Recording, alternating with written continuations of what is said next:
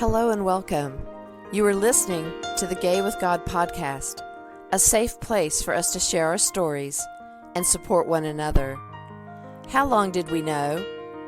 What challenges did we face? Did we lose our faith? When did we find our way back home? Or are we still searching? The stories you hear on this podcast will melt your heart and strengthen your belief that in God, all things are possible, and you can be authentically gay with the God of your understanding. I am your host, Midge Noble, and I am very honored that you are here. Hey everybody, I am Midge Noble. I'm your host, and I am very glad you're here if you're listening to this podcast after all of the storms that we have endured in the last few days.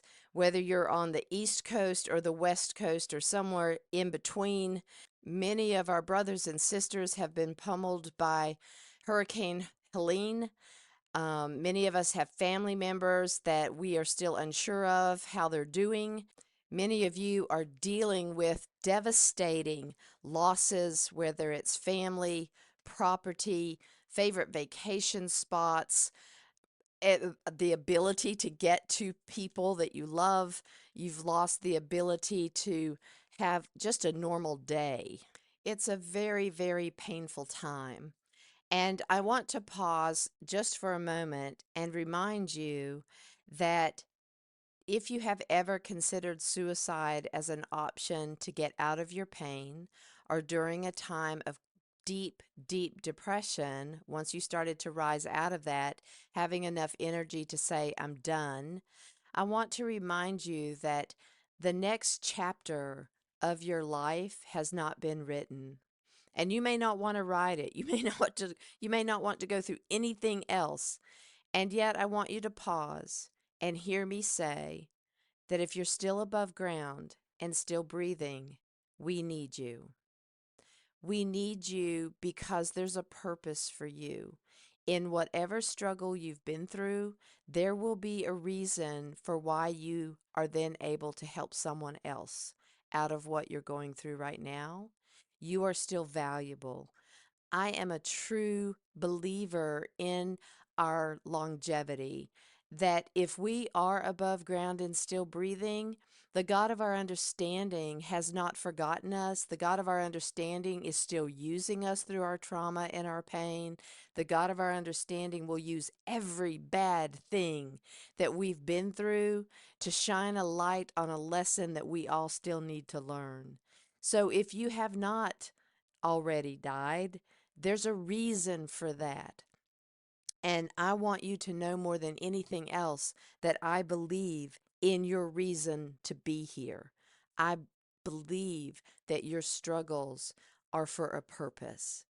And if you do have those suicidal thoughts, or you have a plan to complete a suicide attempt, I want you to pause and I want you to call 988. And if you can't remember that, most of us know, at least in the United States, that 911 is the number for an ambulance. And most of us also know that the number 8 in the spiritual world looks like the number 8 turned sideways, although this is not a perfect example because 8 is not actually a completion. It usually has a start and an end, but infinity is limitless and it's eternity. So just understand that when I use that symbol of the infinity to remind you that the number that you call if you're in trouble regarding suicidal thoughts or attempts is 988. And so if you can connect that visually, that may help you remember that number. But the bottom line is that you are worthy and you deserve to be here. So the question I pose to us today is, where is God during trauma? And we talked a little bit last week about God's character and how God does hold us responsible for our choices and lets us control the choices that we make any given day. We know as a society that the choices we've made around how we treat our earth has created climate change, which has then in turn created more frequent storms, bigger storms, catastrophic storms. And I don't think this at all is God punishing us for our choices. I do believe that it is the natural consequence of our choice to be inconsiderate toward the earth. Is God still present during the trauma, or has God turned God's back on us because we didn't do things right? So this morning, I was listening to a Bible Project episode about the character of God again, and they were focusing on the golden calf.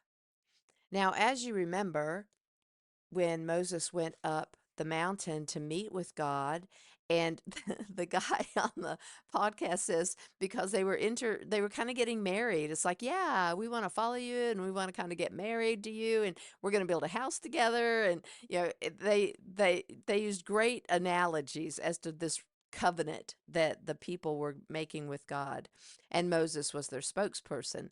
So while he was up there making this covenant that they had all agreed to, the people had all agreed, and they sent Moses up there to do the thing, to sign the contract or whatever you want to call it. Um, they got, antsy because he had been up there for a very, very long time. And I think they said it was like 40 days.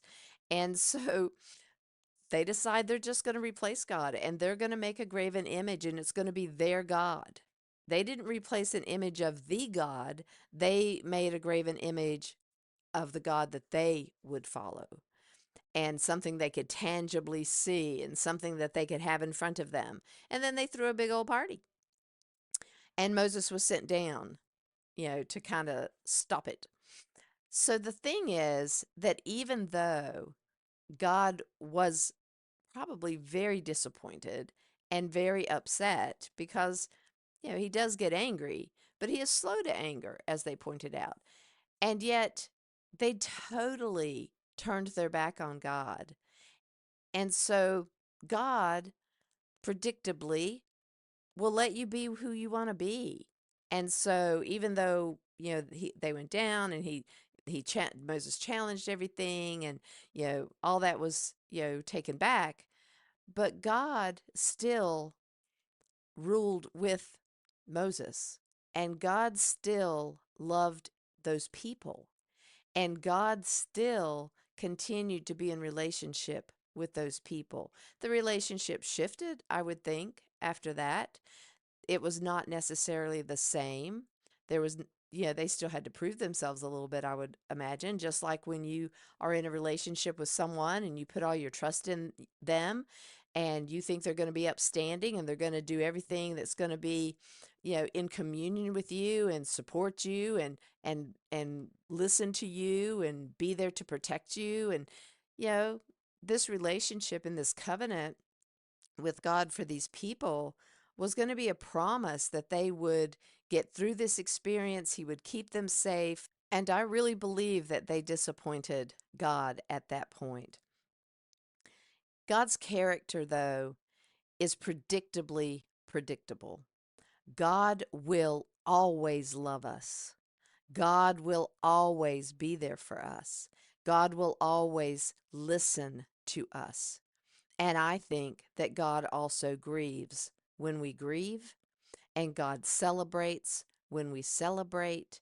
And there are times that when it is the right timing that I will have never understood and I will never understand, when God's intervention with miracles is the right timing, and other times it's not.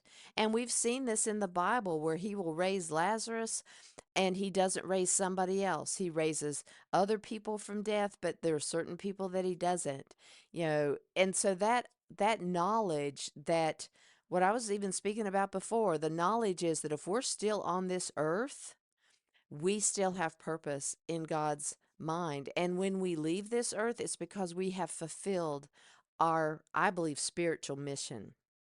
I think we all come here and we have something to do. We may not always find it, we may reject it, but I do believe each of us have a reason to be here. It could be to be an accountant, it could be a teacher or the president or something.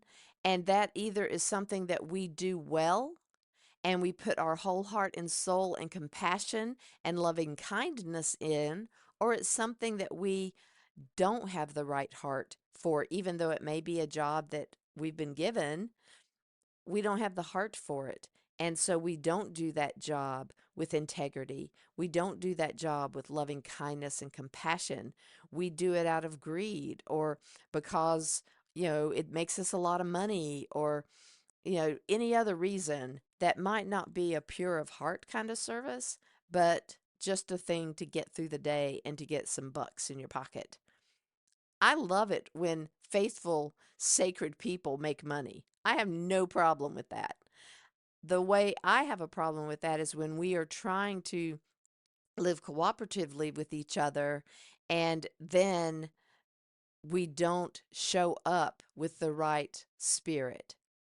In the trauma that this country is going through right now, from coast to coast, really, in North Carolina, um, and in other states, there are people that are going to price gouge. There are people that are going to steal things that everybody is trying to distribute, equitably. There are going to be people who do things on purpose to scam other people. And that's what worries me, that God, I believe, is present in this trauma and hearts will be lifted in God's intention for us to be lifted up to do something. I saw compassion in action on Facebook the other day when, because the roads are impassable and are no longer roads, there are people who need food. There are people who need provisions. And a group of people that have horses are taking the horses up these muddy, slick, wet trails, and they are bringing in supplies and food for people who need it.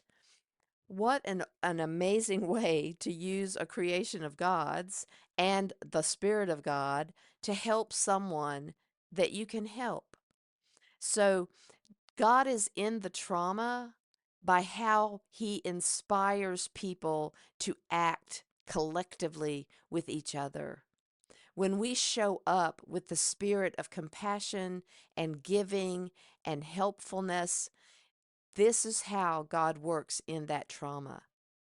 Because there are people who would never maybe have considered doing something like that, and then they get this inspiration.